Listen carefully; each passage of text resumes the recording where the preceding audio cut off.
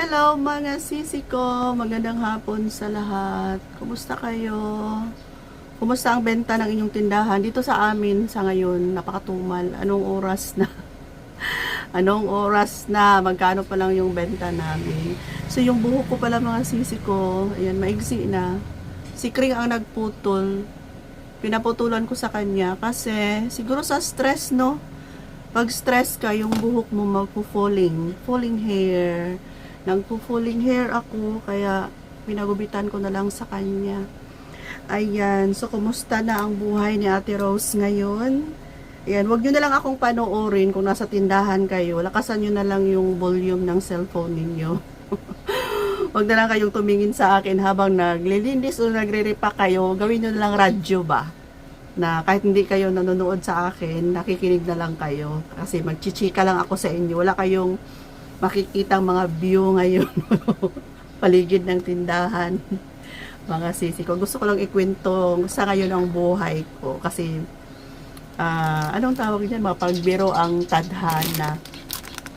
Ayan, pero bago yan, itong puchiba, madaya. Nakalagay dito, 50 pieces. Ang ganito ko mga sisi ko, mabenta dito sa mga kabataan. Kaya, piso lang talaga yung benta ko. Para mabilis maubos. Napakabilis nga maubos. Ang puhunan nito sa grocery ay 35 pesos. Point something. So, kung ibenta ko siya ng piso, kasi nakalagay dito 50, 35 ang puhunan, o hindi na masama ang 15 pesos kung tagpipiso. Kaya lang ang problema, napakadaya. Kada mag-open ako ng putchi, binibilang ko talaga kasi nga piso lang yung benta ko, diba? So, ngayon, binilang ko na naman, kahapon, nag-display ako ng isang ganito, 45 pieces lang ang laman. Tapos, ngayon ay 46 pieces lang ang laman. Hindi talaga siya eksakto, 50 pieces. Ewan ko lang ba, baka siguro sa pag-repack nila, pero ang mga candy talaga, hindi natin ma-sure kung ma-perfect ang laman na kung 50-50. Pero sige na lang, may 10 pesos pa rin ako or 12 pesos sa putchi.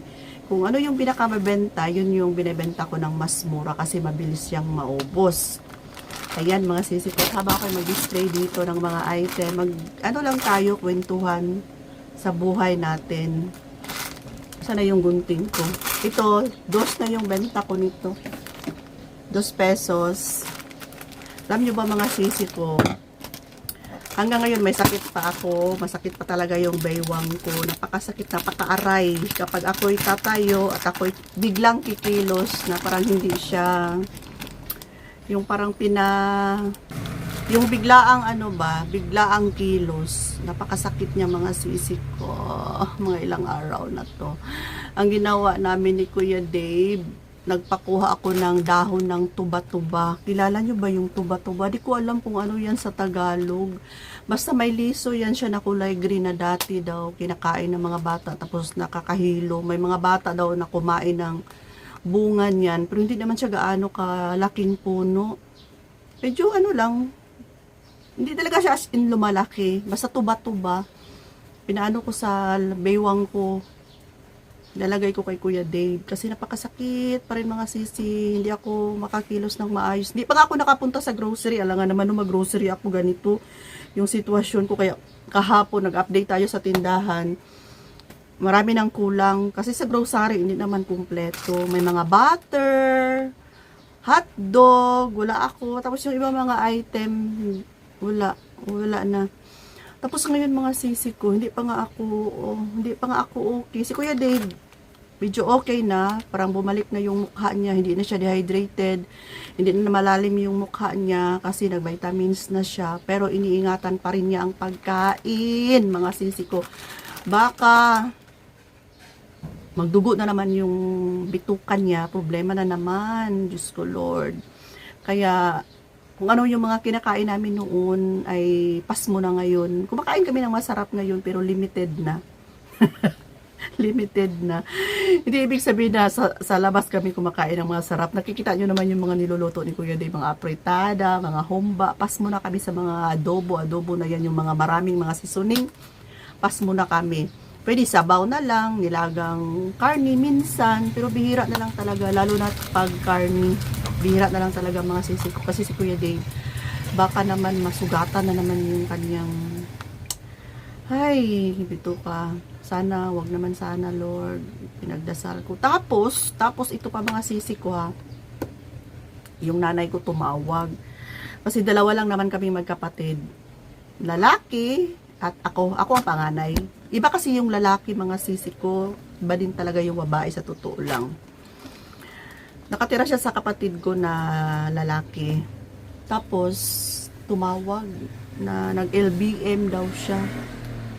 May nakain daw siguro siyang hindi na ano sa tiyan niya, nag-LBM. Nag-worried na naman ako mga sisi ko. Kasi matanda na yung nanay ko, 77 years old. Sabi ko, kung may nakain kang hindi maganda, huwag kang uminom ng kahit na anong gamot kasi kailangan pa natin yan ipalabas. Ganyan yan talaga mga sisip ko. Pag may nakain kayong hindi maganda, pag kayo'y nagtatae, pera sa mga kumakain, huwag kayong uminom kaagad ng mga diatabs, ng mga loperamide na yan. Huwag nyo kaagad ipahinto yung pagtatae. Kailangan ilabas mo muna yan para mawala yung sakit ng tiyan mo. Pag malabas na yan lahat, di ba dumi ka ng dumi? Sabayan mo ng pag-inom ng Hydrate. Ayan, bumili ka ng Hydrate sa pharmacy. Kung gusto mong gumawa, pwede. Pero ako, alam ko kung paano gawin.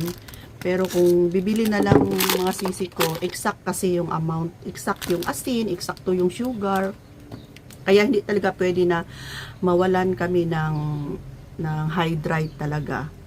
Hydrate powder. So sabi ko sa mama ko, inom ka lang ng inom ng Hydrate para hindi ka ma-dehydrate kasi hindi nakakamatay talaga ang LBM kung marunong ka lang. Ang namatay niyan yung mga na-dehydrate talaga mga sisi ko. Kaya sabi ko, may ano ka naman dyan, binigay ako sa iyo kasi hindi ako nagpapawala ng ganyan. May binigay ko, inom ka lang ng inom.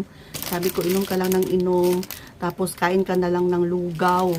Hindi ko kasi siya maasikaso kasi ako nga halos hindi ako makatayo, hindi ako makapunta sa bahay nila. Pwede ko naman ang lakarin palabas dito sa subdivision pero medyo malayo pa rin mga sisi ko kaya on call na lang kami ng mama ko.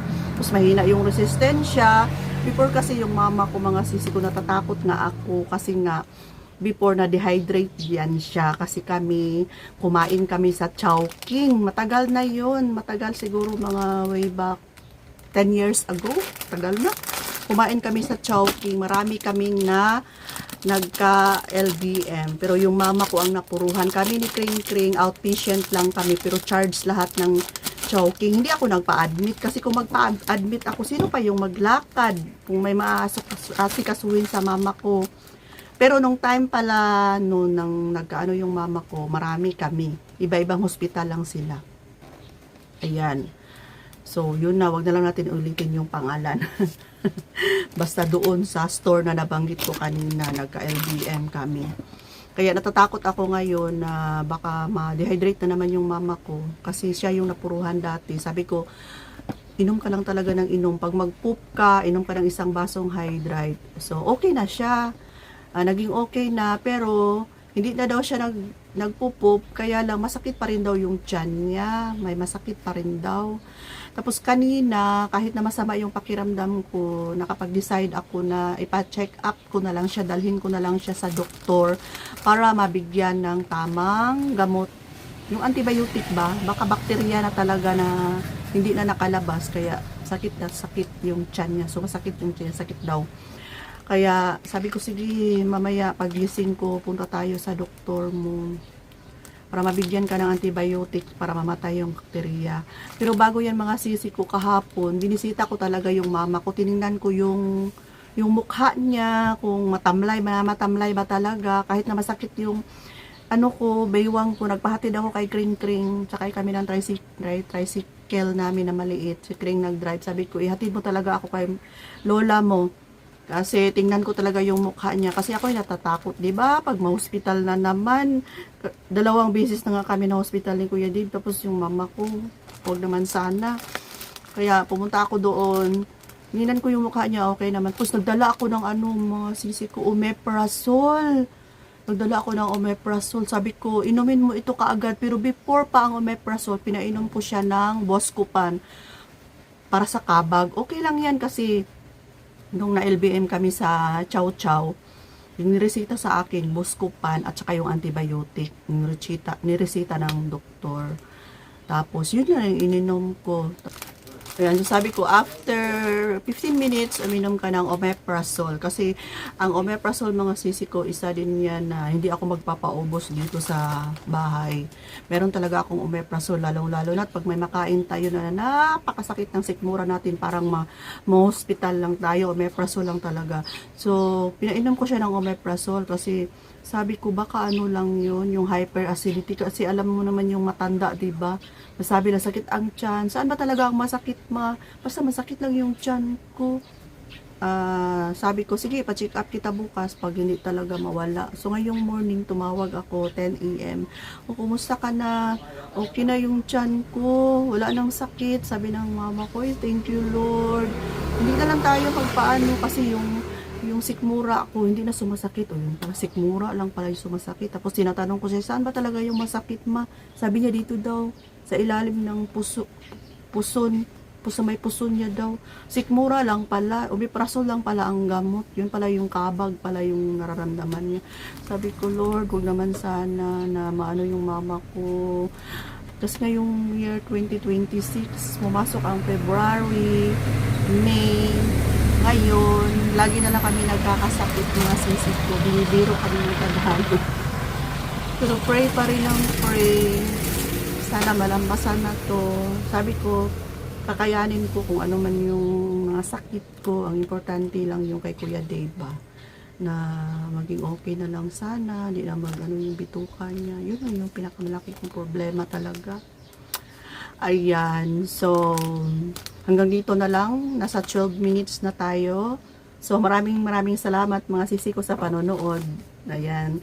Next update na naman tayo kung ano naman yung kaganapan. Ito na si Kuya Dave. Kumain na yan ng dinner. Time check, alas 2 pa siguro ng hapon. And thanks for watching. See you sa susunod na update. I-update ko kayo kung ano yung mga kaganapan sa buhay natin. At para ma-aware kayo, malaman nyo kung ano yung pwedeng gamot na home remedy lang ba sa bahay. Pwede lang sa bahay inumin. Ayan, ingatan ang sarili. Bye for now. Love you all.